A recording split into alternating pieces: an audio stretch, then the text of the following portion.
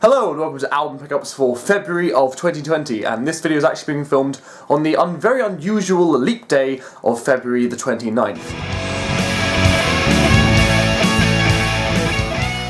So across February this year, I only actually bought one album, and it was one which it's an album I found I've been looking out for some albums of, but not necessarily like the top of the list of those albums, but it was there, so I picked it up, actually completing sort of a mini collection here, and it is Bathory's second album, The Return, or as its full title apparently is The Return of Darkness and Evil.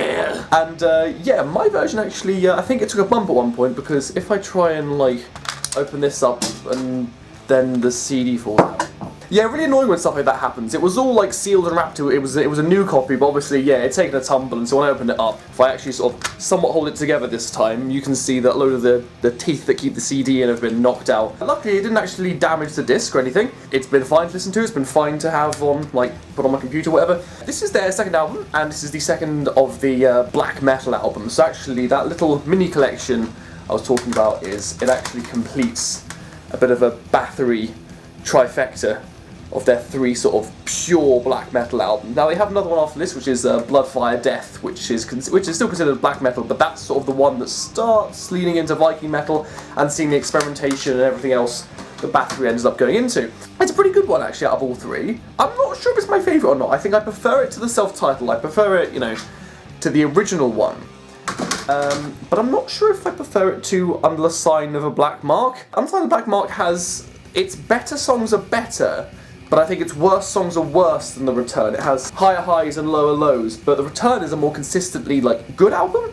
Although the the production quality is a bit inconsistent on it, and I know that's been a gripe for a lot of people, despite the fact that it's like the only one made in an actual recording studio apparently. Yeah, so I'm glad to have it in my collection. The Bathory albums I'm really looking out for are a couple of the later ones. Specifically, I'd love to hear Twilight of the Gods. I've listened to that album a couple of times. I'd love to own a copy of it myself.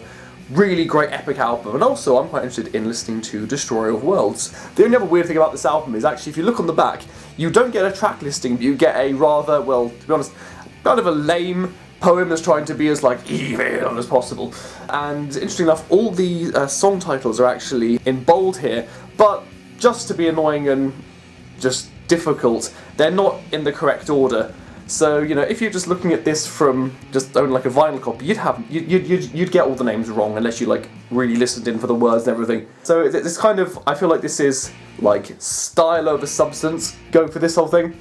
But yeah, quite a good little pickup there, increasing my Bathory collection. And yeah, there'll be some more videos up on my channel soon. And if you enjoyed, please like, share and subscribe. I'll see you in the next one. Goodbye.